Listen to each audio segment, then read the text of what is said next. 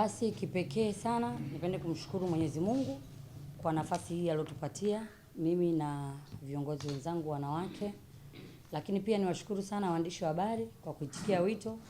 Kipekee sana natambua umuhimu wenu kwamba mmekuwa kiungo muhimu sana kati ya wananchi na viongozi kwa maana ya kufikisha taarifa kwa muda unaohitajika. Jambo moja ambalo tumetamani tulisemee siku ya leo tukiwa kama viongozi wa wanawake. Mimi nitaanza na kuzungumzia jambo la amani, swala zima la amani ndani ya nchi yetu. Sisi kama wanawake tulikaa tukaona kwamba tuna nafasi kubwa sana kwenye jamii kwa maana ya kusimamia na kulinda amani tukiwa kama ni walezi wa familia. Mara nyingi tumekuwa tukitumika sana wanawake kuchochea migogoro na machafuko ya hapa na pale. Kwa maana gani? Kwa maana kwamba saa nyingine tunahusishwa na tunapewa maneno ya uvumi ama kueneza maneno, ikiwa ni kuongea na mtu ana kwa ana ama kwenye mitandao ya kijamii, kitu ambacho kinatufanya sisi wanawake baadaye inapokuja kutokea athari za ukosefu wa amani, tunaoumia ni sisi wanawake, watoto, wazee na watu wenye mahitaji maalum. Kwa hiyo tunapinga vikali sana na tunatamani sana sisi tuwe viongozi wa kusimamia swala zima la amani. Kama hapo tumesema mwanamke ni mlezi wa familia na familia haiwezi kuelewana isipokuwa na amani. Na familia ikishakuwa na amani na maana wananchi tutakuwa na amani. Ninatamani sana tujue kwamba unapoipoteza amani kuirudisha ni gharama sana. Na ukishakaa kwenye sehemu ambayo haina amani, utajua ni namna gani utaweza kuilinda amani ulioipata, kwa sababu ni gharama sana sana. Kuna vitu vingi ambavyo vimekuwa vikiendelea ambavyo vimekuwa vimeathiriwa na ukosefu wa amani. Sisi wote ni mashahidi. Uchumi wa nchi umeshuka, vitu vimepanda bei, lakini kwa sababu tu kuna taifa moja ndani ya dunia limekosa amani. Kwa hiyo tunajua kwamba amani ikikosekana, vitu vingi sana vinaathirika, ikiwemo uchumi wa nchi, lakini pia uongozi na vitu vingi sana. Kipekee pia nitoe rai kwa viongozi wa kisiasa kwamba tunapoendelea kufanya mambo yetu na michakato ya kisiasa, tujaribu kufanya siasa za kistaarabu, kwa sababu ndio pekee zinazoweza kuturahisishia kufikia yale malengo ambayo tumejipangia. Sisi kama wanawake tuna lengo moja, tumeamua mamoja ya kwamba sisi tutakuwa ndio chachu ya amani ya nchi yetu.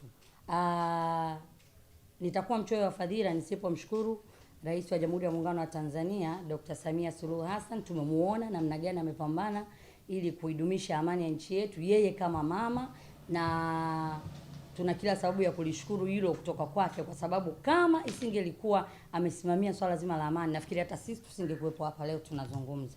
Kwa sababu tuna amani ndani ya nchi yetu, na niwasihi sana wanawake wenzangu mnaonitazama, lakini pia ambao tunaendelea kufanya michakato ya hapa na pale, tufanye mambo yetu kwa utulivu, lakini tukisimamia amani ya nchi yetu. Mungu ibariki Tanzania. Asanteni kwa kunisikiliza. Majina yangu Mwajuma Noti Mirambo, mratibu wa wanawake taifa wa chama cha UMD. Awali ya yote napenda kumshukuru Mwenyezi Mungu kwa kutujalia kuwa salama siku ya leo, lakini pia kuwashukuru nyinyi wanahabari, lakini narudia tena kumshukuru Mungu kwa kutujalia sisi wa Tanzania kupata rais mwanamke. Sisi kama wanawake viongozi kutoka vyama vya siasa tunajivunia uwepo wake.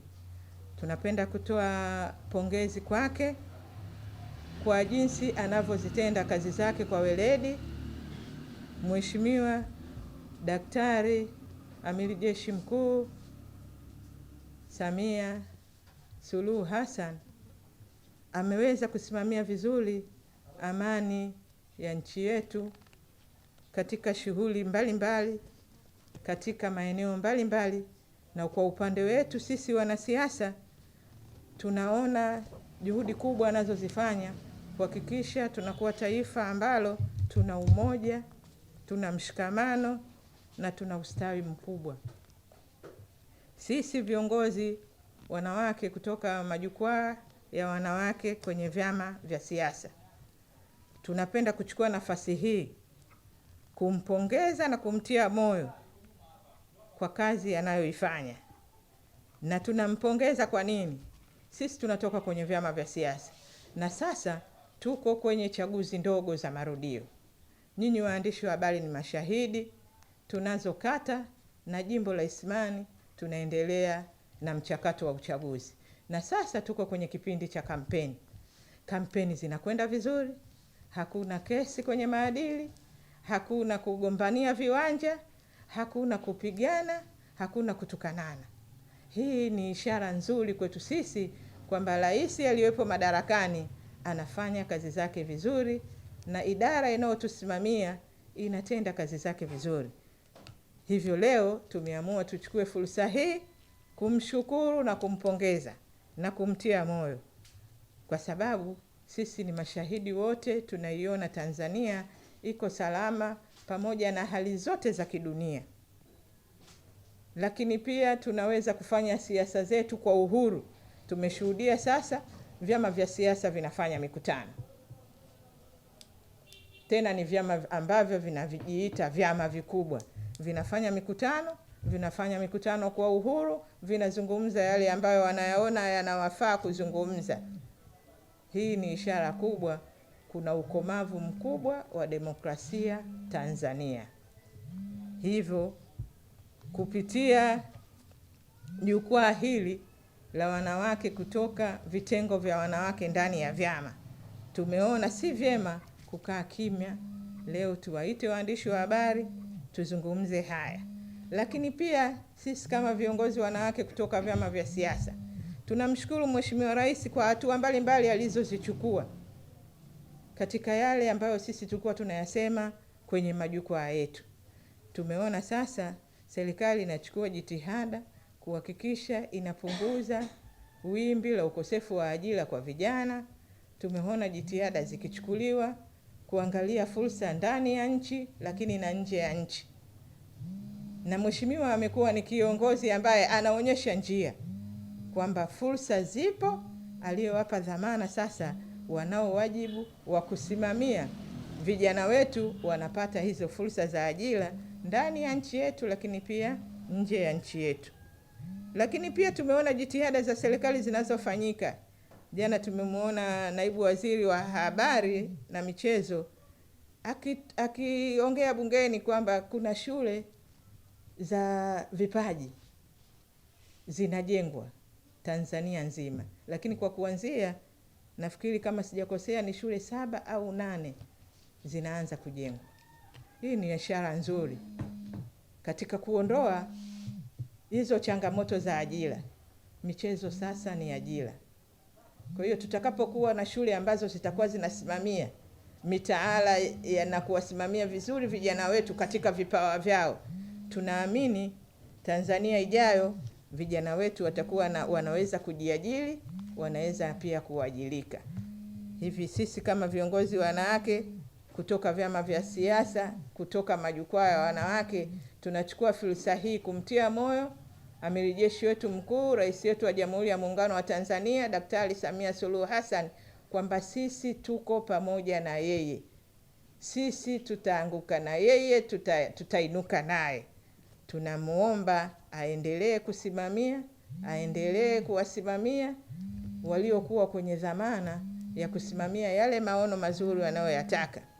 Lakini tunachukua fursa hii pia kuwaomba na kumwomba Mheshimiwa Rais kuangalia mno afya ya mama na mtoto, pamoja na sera nzuri tulizokuwa nazo za afya, pamoja na jitihada nzuri za yeye Amiri Jeshi mkuu katika kuhakikisha tunatatua matatizo ya afya na mama na mtoto.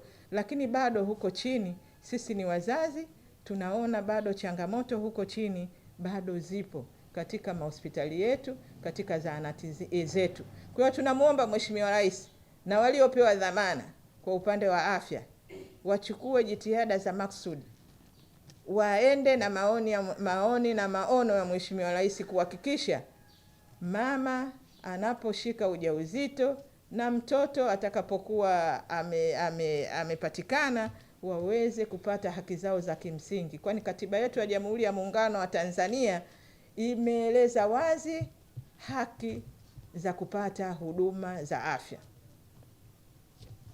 Lakini pia tuchukue fursa hii kuwaomba tena wenye dhamana katika halmashauri. Serikali imeelekeza vizuri mikopo ya 10%, wanawake, vijana na makundi maalum. Tuwaombe waliokuwa kwenye dhamana ya kusimamia mikopo hii iende kwa walengwa, ili kuondoa dhana za kuwa mikopo hii ni ya kisiasa au mikopo hii ni ya watu maalum. Tuwaombe sana kupitia nyinyi watende haki kwa wananchi wa Tanzania walioainishwa kupata hiyo mikopo, na waondoe urasimu ili wananchi wengi iweze kuwafikia, waweze kujikwamua kiuchumi. Kama nilivyojitambulisha awali, mimi ni Lecho Balama, ni mwenyekiti wa wanawake chama cha NRA Taifa. Ndugu zangu waandishi wa habari, mtakumbuka nchi yetu saizi inapitia kwenye matukio magumu sana, hasa katika swala la utekaji na mauaji. Sisi kama wanawake viongozi ndani ya vyama tumeona tulizungumzie hili kwa sababu swala la utekaji linaleta hofu kubwa kwa wananchi. Ndugu zangu, sisi kama wanawake ndani ya vyama tunasikitishwa na tunalaani mawimbi ya matukio ya mauaji na utekaji, kwani Katiba ya Jamhuri ya Muungano wa Tanzania ibara ya 14 na 15 inatambua kila binadamu ana haki ya kuishi kwa usalama. Kwa hiyo tunaomba sisi kama wanawake, tunamuomba Mheshimiwa Rais Samia Suluhu Hassan ambaye ni Amiri Jeshi Mkuu na ndiye mtu wa mwisho kwenye kuhakikisha masuala ya ulinzi na usalama na raia wake. Tunamuomba Mheshimiwa Rais ahakikishe aidha anaunda tume ya kuchunguza matukio yote ya mauaji na utekaji. Kama kuna watu wanajiteka au kuna watu wanatekwa, basi tunaomba swala hili Mheshimiwa Rais aliingilie kati kuhakikisha hao wanafanya vitendo hivyo wanagundulika na wanachukuliwa hatua stahiki kwa mujibu wa sheria ya Jamhuri ya Muungano wa Tanzania. Lakini pia tunaiomba serikali kama wanawake, tunaiomba serikali iimarishe ulinzi wa miji yetu na majiji yetu, aidha kwa kuweka CCTV kamera kwenye maeneo muhimu au kuongeza uwezo wa kiintelijensia wa kiusalama ili kuwatambua wahalifu haraka kabla na baada ya matukio ya utekaji.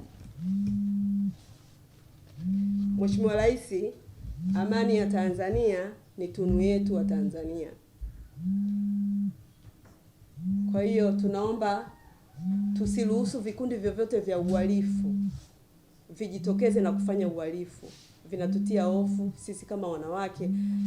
Tukienda kwenye mashughuli zetu, yani tunakuwa na hofu wakati wote kwamba hatujui lini wala siku haya matukio yatakomeshwa. Kwa hiyo tunaomba Mheshimiwa Rais akiwa kama Amiri Jeshi Mkuu ahakikishe hawa watu wanaofanya hivi vitendo wanachukuliwa hatua kali kwa mujibu wa sheria, ili nchi yetu ibaki kuwa salama salimini na Watanzania wote wafaidi matunda ya nchi yao, kwa sababu sisi Tanzania tunasifika duniani kote kwamba tumedumisha amani. Yani amani iko muda mrefu kwenye nchi yetu.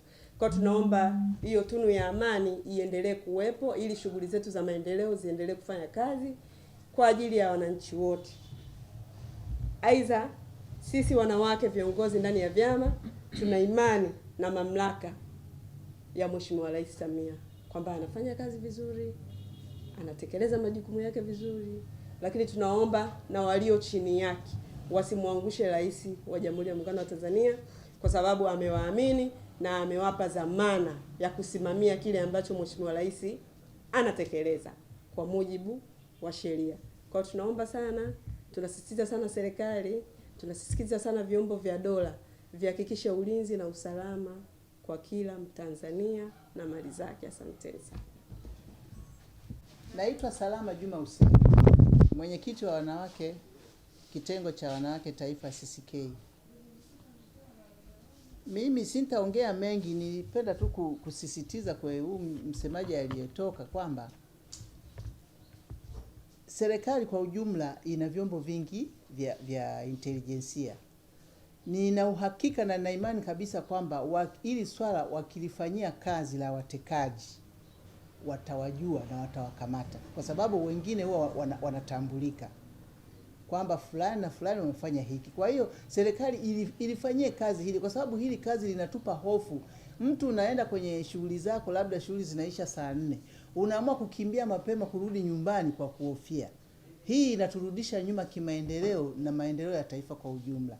Kwa hiyo niombe sana sana serikali, hao wanaojiteka wanatakiwa wakamatwe, waeleze kwa nini wamefanya hivyo. Hao wanaoteka wakamatwe, tuwajue, tena waonyeshe hadharani, tuwajue na wachukuliwe hatua za kisheria kwa mujibu wa sheria za nchi. Kwa hiyo ni hicho tu nitaka kusisitiza kwamba hawa watu washughulikiwe mapema iwezekanavyo, ili mambo mengine ya maridhiano yatakwenda vizuri. Na uhakika wakishughulikia hili, mambo mengine yote yatanyooka, kwa sababu kwanza usalama wa mtu, alafu mambo mengine yanakwenda. Kwa hiyo niombe serikali yangu inaweza kufanya hiki kitu kwa weledi kabisa, na kila mtu akabaki na amani na mambo mengine yakaenda, tuweze kuijenga nchi yetu.